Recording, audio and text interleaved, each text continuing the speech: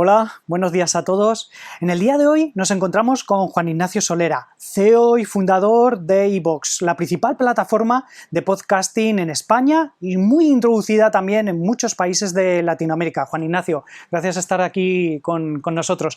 Preséntanos quién es Juan Ignacio y cómo llegas a fundar iVoox, si te parece. Hola y gracias por el interés y el seguimiento. Bueno, yo soy físico de formación y hasta hace 10 años, que es cuando fundamos iVoox, me dedicaba a la ingeniería y máquinas de control de calidad, nada que ver ni tan siquiera con Internet. Pero tuve un momento en el que me tocó viajar mucho Sí. y en viajes que iba en carretera solo, yendo a distintas fábricas donde estábamos instalando estos equipos de control de calidad. Y me aburría soberanamente en el coche yo solo. Entonces, las veces que me ponía música, me llegaba un momento en que me aburría solamente de música. Y si intentaba sintonizar algo en una emisora, bueno, pues eran noticias locales que no me aportaban. Y yo lo que quería era aprovechar ese tiempo pues accediendo a información que me interesara, o bien de emprendimiento o bien de historia, que son mis dos pasiones. Y no había. Entonces, ahí, sin saber que existía el concepto podcast ni nada, yo lo que quería era, y antes del iPhone y todo, claro, estamos hablando de 2008. Estamos hablando de 2008, ahí ha era pasado con los mucho. Nokia, pero ya los Nokia ya empezaban a admitir MP3 y reproducir MP3. Entonces, ahí la verdad es que dije, bueno, está dándose ya la situación en la que todos llevamos en el bolsillo algo que es capaz de reproducir un MP3. Y entonces dije, joder, si es MP3 en lugar de música, que es lo que yo estaba usando, Sí. puede haber un contenido interesante, pues me puede dar esa capacidad de divulgación y de aprendizaje. Entonces, Juan Ignacio ha sido el típico emprendedor que tenía un problema en sí mismo, ha buscado una solución para él y la ha abierto al resto. Porque yo hasta los 40 años, ¿qué es esto? No había emprendido nada, ni un botijo, o sea, nada absolutamente. Además, has descrito la situación por la cual yo mismo también he empezado a estudiar o a investigar sobre el tema de podcast. Me encuentro en el coche, viajo mucho, estoy solo, me he cansado de oír noticias y a lo mejor no pillo la emisora adecuada. Claro. ¿Qué puedo escuchar? Voy a pasar 2 horas en el coche, son 2 horas perdidas de mi vida, o puedo a lo mejor aportarle algo de valor, ¿no? Claro, pues es así. Entonces, a partir de ahí, pues empecé una búsqueda de financiación por las vías clásicas, porque yo ya os digo que física y en fábricas, con lo cual no conocías tenía poco, nada ni de modelos de financiación ni nada. Y me fui a mi banco, sí, al Banco Popular en aquel momento, a decir, oye, tengo un proyecto, quiero hacer una especie de kiosco de audios y a pedir dinero a un banco. no te entendían. Avales, no entendían de nada y que vas a pagar tu casa, pero es que estás pidiendo un préstamo para... No. Bueno, nada, me equivoqué absolutamente. Y ahí de manera ya empecé a investigar y encontré lo que eran una incubadora, en este caso Grupo Intercom, que ya había tenido algunos éxitos con InfoJobs y Softonic. Sí. Y bueno, pues era justo una época precrisis en la cual, bueno, pues nos caímos bien, me presenté allí y dijeron, bueno, pues me suena bien. Y ya con eso, me dieron un dinero con el cual ya arranqué, hicimos un piloto, la cosa empezó a traccionar y bueno, pues hasta aquí. O sea que... Me gustaría preguntarte por ese piloto, Juan Ignacio, que ahora es lo que en el mundo, en el ecosistema del emprendimiento, llamamos un producto mínimo viable. Es decir, ¿cuál fue tu aplicación mínima que dijiste, con esto ya tengo algo para salir al mercado? ¿Qué fue lo primero que tuviste, por pequeño que fuese? Sí, estamos hablando de web en aquel momento, no había app. Ni app ni nada. Entonces, bueno, era una web en la que por salir lo antes posible salimos hasta sin buscador. Nos trabajamos la categorización y nos aseguramos de conseguir por cada una de las categorías una serie de podcasts con mínimas garantías para que entraras a la categoría que entraras y en cuanto ya tuvieras 3 podcasts con cara y ojos por cada categoría, lo lanzamos y a partir de ahí fuimos iterando. ¿Cómo eran esos primeros productores de podcast? En algunos casos autoproducíamos nosotros. Claro, también. entiendo. Nos fuimos a buscar acuerdos con editoriales para que nos dejaran traducir, porque en aquella época no había contenido, claro, de deporte y de actualidad había mucho, pero de historia no. Nada. Entonces nos fuimos a la revista muy Historia, por ejemplo, y llegamos a un acuerdo con ellos para nosotros locutar artículos, los mismos artículos que, no sé, pues la caída del Imperio Romano, pues lo locutábamos y lo poníamos como podcast para conseguir ese objetivo, que en cada categoría hubiera contenido de nivel, ¿no? Me decías antes de empezar la grabación que has sido, pues se podría decir que has sido un visionario a pensar en el audio digital cuando nadie entonces pensaba en el audio y sin embargo ahora parece que es tendencia, ¿no? Ahora mismo es un hype que nos preocupa porque están entrando todos los grandes. Todos los grandes players de la industria. Sí, Spotify. Spotify, Google, Apple lleva, bueno, desde los principios, antes de que Sí. incluso nosotros arrancáramos. Pero sí, desde luego ahora mismo está... ¿Y esto no hace el pastel más grande, el negocio? Sí, es cierto, es toda esta oportunidad de ver este dinamismo. Lo que nos tiene que hacer es aprovechar y subirnos a la ola en lugar de quedarnos ahí asustados Claro. diciendo, ¿cómo vas a poder tú luchar contra Spotify? Bueno, pues ahora mismo estamos trabajando en herramientas de locking Sí. que nos permita que ese usuario que ya es de iVoox no tenga, o sea, no se nos vaya a otra plataforma porque diga, no, es que ya en iVoox tengo ciertas cosas, como son listas inteligentes que vamos a sacar en un futuro, que no las encuentro en otro sitio, porque para simplemente ir a escuchar un podcast genérico, el larguero, o un programa de radio, o uno muy top, la verdad es que lo puedo escuchar en iVoox, en Spotify y en 50 agregadores de podcast. Exactamente. Que hay. Entonces estamos trabajando en acciones de valor añadido que a mí como usuario me aporte un plus que diga, no, es que no, yo no voy solamente a escuchar a tal programa, sino yo lo que tengo es una lista inteligente que me vienen y me cargan con todos los audios pongo una keyword, por ejemplo, management, y entonces en esa lista inteligente me va cargando con todos los audios que tienen la palabra management en mi lista. Y eso no me lo da a lo mejor otra de estas plataformas. Entonces trabajar en ese tipo de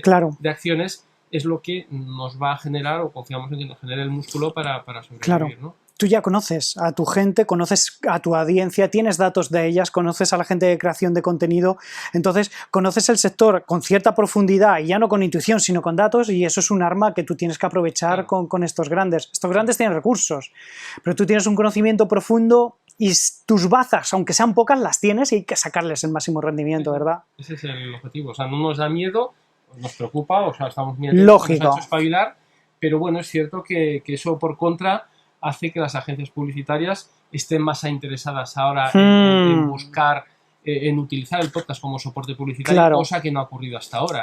Y eso es gracias a que grandes players están entrando y lo están ofertando también. Entonces, hay cosas buenas, como es esa relevancia. Hay un interés, pero por otro lado se nos abren otras oportunidades, que es lo que tenemos que estar atentos a ello. Vale.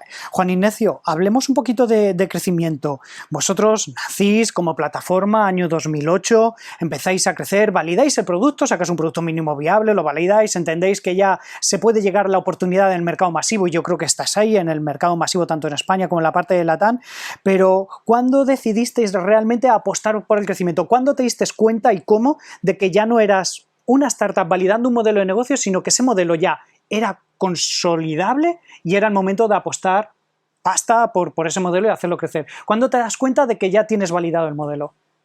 Bueno, realmente ha sido muy progresivo, porque como yo os digo, que mi fuente de financiación fue el asociarme con esta incubadora de negocios, Grupo Intercom. Su idea era dar en su día 200.000 euros y ver a partir de ahí, sin compra de usuarios ni nada, simplemente a nivel orgánico, ver tras un año cómo ha funcionado esa mínima prueba viable y si ha habido tracción.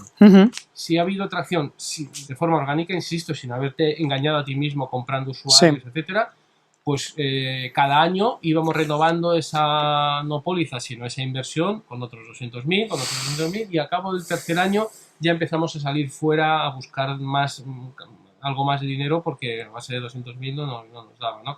Como presupuesto trabajo.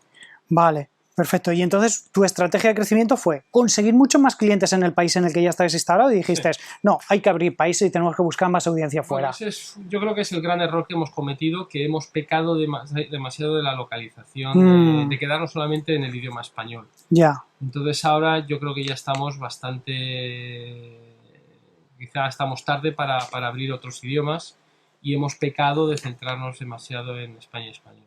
Tenemos el segundo idioma, yo creo que más hablado del mundo, o el tercero. Eso es la otra contraprestación, que son 500 millones de usuarios potenciales, y bueno, no es moco de pavo, ¿no? Pero es cierto que no tenemos un proyecto global, aunque tú en iVoox puedes encontrar podcasts de Alemania y de Francia y tal, pues no están igual de curados los contenidos no hemos conseguido crecer en esos países. Tampoco hemos hecho acciones más que una simple ponderación del contenido en base del país del que nos visita cada uno. Claro, como tienes esos datos de localización de tu audiencia, correcto. Seguramente que habrás hecho pruebas, experimentos a ver cómo se comporta el contenido allí. Pero claro, como nosotros no hemos comprado, como hemos sido siempre una startup sin grandes inyecciones de capital, no hemos hecho nunca compra de usuarios, siempre ha sido crecimiento orgánico. Crecimiento orgánico. Entonces, el crecimiento orgánico en España y en Latinoamérica lo hemos tenido porque es el propio podcaster, el cuando publica un contenido, él es el que se encarga de promocionarlo. Entonces, eran los propios podcasters los que nos han hecho crecer. Pero en Alemania, como no hemos hecho esa labor, no conocíamos el sector, pues no ha habido podcasters alemanes que de forma natural se han venido a publicar a iVoox, con lo cual no hemos tenido ese arranque de rueda que sí hemos tenido de forma natural en España. Claro, habías crecido de forma natural con el tema de los podcasters y casi en promoción. Claro, efectivamente, sin compra de usuarios y sin marketing, porque eran ellos los que lo hacían. Juan Ignacio, ¿cuánta gente estáis ahora en iVoox? Entendiendo que es una plataforma digital, que se debe ir con los recursos al mínimo, que con poco se puede hacer muchísimo. ¿Cuántas personas estáis? Bueno, hemos sido 3 hasta hace 4 años. Ajá. Y a partir de ahí hemos ido creciendo a 2 por año y ya somos 11. 11. Hay una corriente que dice que no se debe crecer más rápido que tu capacidad de encontrar las personas adecuadas, el talento adecuado en los puestos. ¿Ha sido así? ¿Has encontrado a las personas adecuadas para cada puesto? Estoy convencido que sí. Y te ha permitido crecer así, ¿verdad? Sí. Claro, esa parte es fundamental. Sí, es una buena máxima. Crecimiento financiado orgánicamente interno. ¿Os habéis planteado el meter capital externo? Ahora mismo estamos en ello. Ahora mismo estáis en ello. Ya con estos grandes players que has comentado no nos queda otra. Y por muchas estrategias de locking y bueno, que ya tenemos una audiencia sostenida y tal, pero es que esto no, necesitamos más. Claro. Pero ahora, tanto inversores como otras empresas de medios y tal, ven el podcast, ahora entienden, cuando hablas de podcast al menos lo entienden, es que hasta... Han oído de ello. Han oído de ello. Hasta hace nada, es que era muy triste porque ibas a una agencia de publicidad, hablabas del podcast para conseguir publicidad, ¿no? Porque somos gratuitos y nos financiamos con la publicidad, ¿no? Eso es radio, vete con los de radio, vas a los que llevan una agencia de tema de radio. Sí. Sí, nosotros llevamos radio, pero lo vuestro es internet, no, entonces tienes que ir a digital. Y vamos a digital y como no son banners, sino que vuelve cuña, nos vuelve otra vez a mandar a radio. El caso es que hemos estado durante mucho tiempo sin saber ni en las propias agencias quién es el que... Porque no se encajaban. No encajamos en ninguno de los dos. Pues eso estabas en el limbo. En el limbo. Y eso ha sido así hasta hace bien poco. Juan Ignacio, si tuvieras, me dirías que no es una alternativa de iVoox, ni ningún quizás emprendedor de plataformas digitales, mantenerse con el nivel de estructura que las que estáis, es decir, ¿es una alternativa al no crecer? ¿O sí ahora mismo o creces o realmente dentro de unos años vas a desaparecer? No, ahora mismo estamos convencidos que o crecemos o desaparecemos. Sí, ¿verdad? No hay alternativa. Ahora buscar la inversión adecuada, meter capital para poder crecer y conseguir llevar tu marca. Perfecto, Juan Ignacio. Pues vayamos a hablar de inversión y de financiación. Vuestros recursos iniciales con los que tú empiezas, me dices físico de formación, encuentro un problema, voy a montar esta plataforma, creo que la necesito, ¿con qué recursos empiezas? Claro, yo, aunque soy físico, no tenía nada que ver con capacidad de programar, pese a que en su día programé en COBOL y en Natural Adabas, pero en sistemas que no tiene nada que ver con esto, ¿no? Entonces, lo que primero que necesité es un equipo de 2 técnicos y fuimos los 3 que estuvimos así durante 6 o 7 años primeros, gracias a este apoyo de esta incubadora que comento que es Grupo Intercom. Y que llegue a ellos de una forma fortuita que a veces digo, madre de Dios, ¿cómo puede llegar a ellos? Hasta ellos. Entonces Intercom, como aceleradora, te pone 200.000 euros de capital en plan préstamo o inversión a través de equity, inversión con acciones. Y tú con esos 200.000 euros tienes la capacidad económica de contratar a estas 2 personas. Con lo cual, en ese momento no necesitaste socios adicionales. Simplemente tengo la financiación, monto a estas 2 personas. ¿Qué tal con estas 2? ¿Seguimos en la empresa con ellos? Sigue uno y el otro, pues bueno, me lo dejó hace 4 años más o menos, pero seguimos teniendo contacto con él muy bien. Y el caso es que, bueno, visto desde un punto de vista purista, yo me vendía al diablo porque desde el día 0 yo ya no era casi dueño de mi empresa, ¿no? En el sentido en que... Bueno, no eras dueño total de la compañía. Efectivamente. Entonces eso es lo que hay que ponderar y a veces es la responsabilidad de cada uno el decidir qué prefiero ser, cabeza de ratón o cola de león, ¿no? Entonces, bueno, de poco me hubiera podido servir a mí el decir, no, yo quiero ser el máximo accionista de mi empresa, pero claro, si yo no tengo la capacidad de desarrollarlo, ni tengo dinero, pues, bueno, pues es cierto que desde el día 0 tuve que ceder gran parte del porcentaje de la empresa. Pues que si no llegase por este Intercon, a lo mejor no hubieses tenido la capacidad de ponerla en marcha. Con toda seguridad. Entonces yo encantado y tenemos una relación formidable y yo agradecido por haber confiado en mí. Si volvieras a emprender en este tipo de negocios, en otro tipo de plataformas, ¿volverías a repetir el mismo camino de inicio? Sí. Sí, ¿verdad? Sí. Hay gente que, bueno... Otra cosa, claro, si yo hubiera tenido la capacidad de desarrollar y empezar ya a programar desde el garaje de mi casa, sí. Pues bueno, a lo mejor hubiera intentado engañar a un colega para que también por las tardes me ayude y entre los dos lo montamos y haber hecho el piloto entre los dos en horario... Sí, en un garaje en horario nocturno.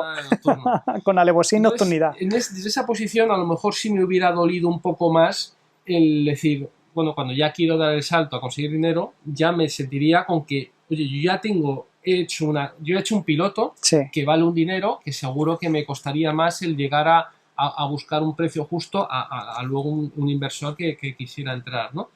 Yo, como no tenía nada, tenía muy claro que lo que viniera iba a estar muy bien y era lo que me iba a permitir el poder lanzarlo, ¿no? Entonces, mi situación es un poco distinta en tanto que no tenía esa capacidad para desarrollarlo. Si la hubiera tenido, entiendo que lo hubieras hecho distinto, quizás.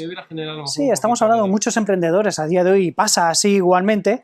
Ellos son programadores, ellos son ingenieros y entonces tienen la capacidad de desarrollar ese primer producto mínimo viable por sí mismos, sin la necesidad de tener que vender ya parte de participaciones de algo que no existe. Ahí el riesgo está en apegarte demasiado a mi tesoro, a mi empresa y tener pocas luces para tú no darte cuenta de realmente lo que necesitas a nivel de impulso y de inyección de inversor y por intentar tú diluirte lo menos posible, que también lo necesito, al final te quedes ahí en nada, ¿no? Entonces, entiendo. Medir eso no es menor, ¿eh? ¿Y qué tal tu relación con Intercon, con tus socios? Muy bien. Sí, desde el principio. Ellos ya como incubadora han dejado de ser porque, claro, esto fue 2008, claro. Aquí tuvimos la mega crisis tremenda y bueno, ya buscamos otros niveles de financiación ya distintos, está la que saca Capital Risk y algún otro fondo que dice, no ya solo Grupo Intercon, pero ellos como incubadora, yo estoy aquí gracias a ellos.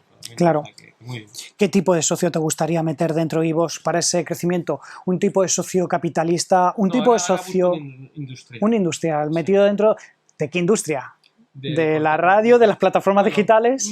Un medio de contenidos, yo creo que cualquiera nos vale. Producción de contenidos. O por la vía de producción o por la vía de comercialización. La promoción y comercialización de esos contenidos. Nosotros, dentro de este equipo que he dicho, no somos comercializadores de publicidad, ¿no? Entonces, un gran medio de comunicación ya está metido en las ruedas con las agencias y tal, y el vender iVoox como soporte nos iba a ayudar en cuanto a generar, porque ahora estamos enganchados a redes publicitarias, Google AdSense, tal... Eso te iba a decir, que para no ser comerciales publicitarios, vuestra vía de monetización son la vía de suscripción premium, entiendo, pero sobre todo la vía publicitaria. Claro.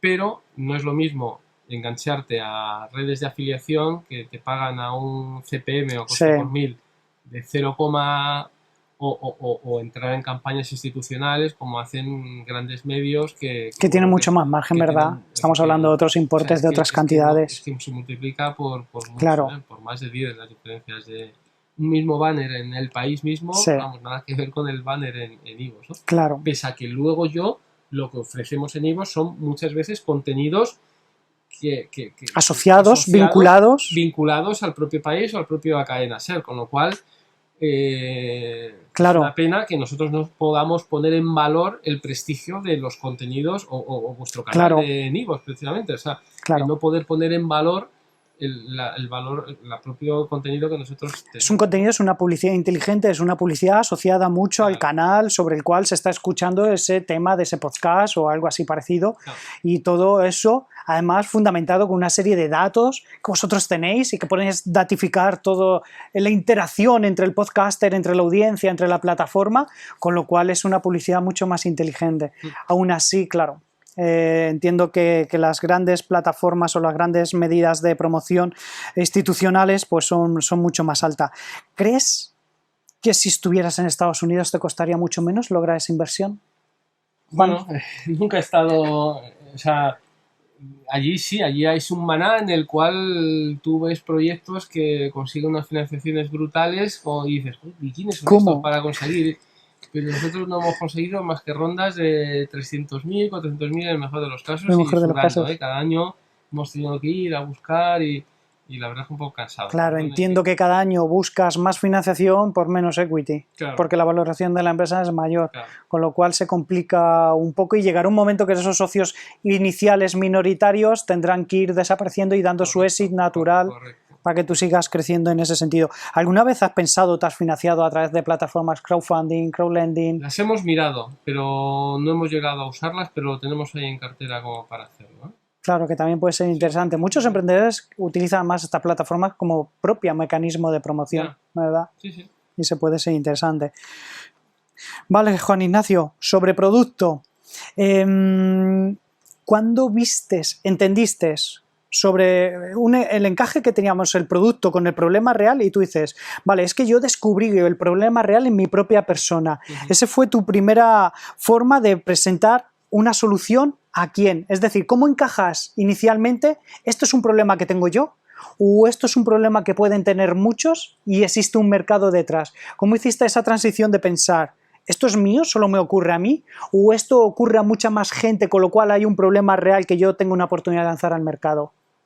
Bueno, yo como originalmente la idea me vino conduciendo porque me aburría, pues empecé a hacer modelos de negocio basados en recopilando datos del Instituto Nacional de Estadística, de cuánta gente, cuántos coches se mueven por España de lunes a viernes, para pensar que van solos y que van a estar en el mismo caso. O sea, ahí tuve un poco de orejera y me limité a hacer un business plan basado en mi propia casuística, sin pensar que el podcast se podía estar escuchando mientras se plancha o mientras se hacen otras actividades, ¿no? Entonces ahí me puse las orejeras y lo basé todo en a ver cuánta gente puede ir conduciendo entre semana, con entonces la probabilidad de que vayan solos, y ha habido veces hasta que me he puesto en autopistas contando en los días de diarios si va una sola persona o van varios, contando en que si va uno solo es potencial cliente de escuchar un podcast, pero si ya va con más gente no te iba a escuchar a ti, iba a escuchar radio o la conversación. Efectivamente, la conversación. Entonces empezaste a analizar el mercado en una sola casuística, que era una persona sola conduciendo por una autopista. Tantas cosas de las cuales me avergüenzo.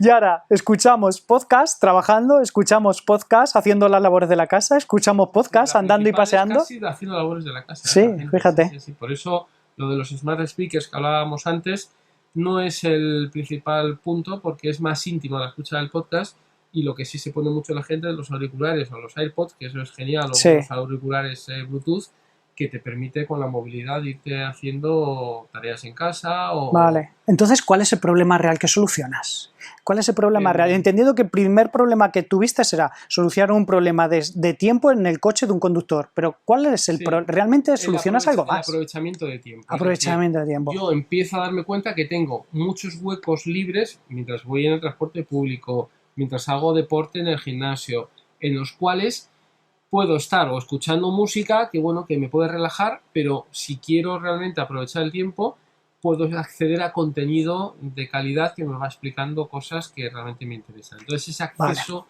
individualizado a aquello que me interesa me permite aprovechar mi tiempo. Entonces durante mucho tiempo nuestro claim fue saving time, aprovecha tu tiempo mientras escuchas lo que te interesa, mientras haces otras cosas, esa capacidad de hacer en paralelo que no tenía el vídeo, que en aquel momento estaban haciendo ya también YouTube en 2008, salí un poquito antes, que te obliga un poco más a estar frente al ordenador, ¿no? ¿Eso ha cambiado? ¿Esa propuesta de valor ha cambiado? ¿Sigues creyendo que solucionamos un problema de aprovechamiento de tiempo de calidad? Sí. Nuestros comentarios cuando las encuestas de usuario nos dicen que ahora incluso en el trabajo, en los momentos de ir y venir al trabajo me los hacéis más agradable.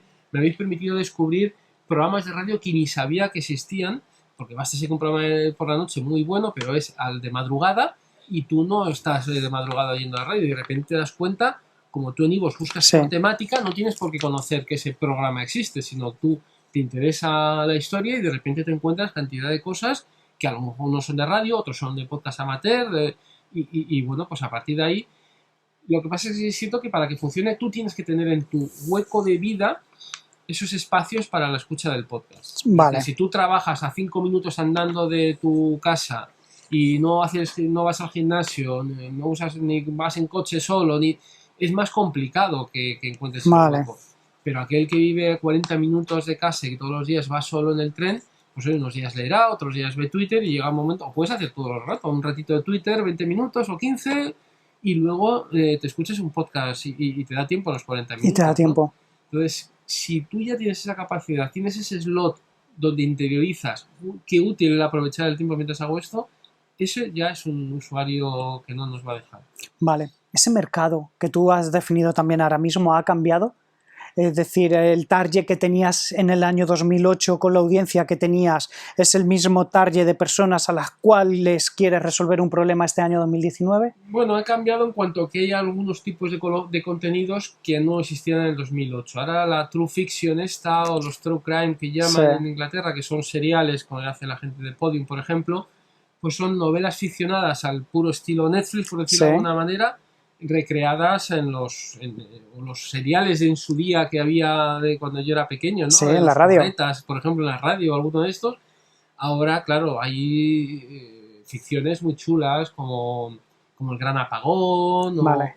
que te simula súper bien teatralizado y con unos efectos brutales, vale. Pues el efecto que causaría en el mundo el que el sol se apagara. ¿Y estas producciones pueden conseguir que la gente ya no oiga solamente podcast en sus ratos libres, sino que busque? Efectivamente, o sea, porque llega a ser un punto de entretenimiento y de que antes no... Claro, ha pasado de ser algo para cubrir un hueco a buscarle... A poder llegar a buscar. Entonces ese es el matiz que no había en mi época, en el 2008, y este tipo de contenido ahora sí lo tengo, ¿no? Cuando estabas diciendo que la gente te escuchaba en el coche, estamos hablando de Barcelona, el año 2019, en el que estamos ahora, movilidad urbana, ha cambiado la gente, que en bicis eléctricas y patinete. ¿Te escuchan en bicicleta eléctrica, patinete?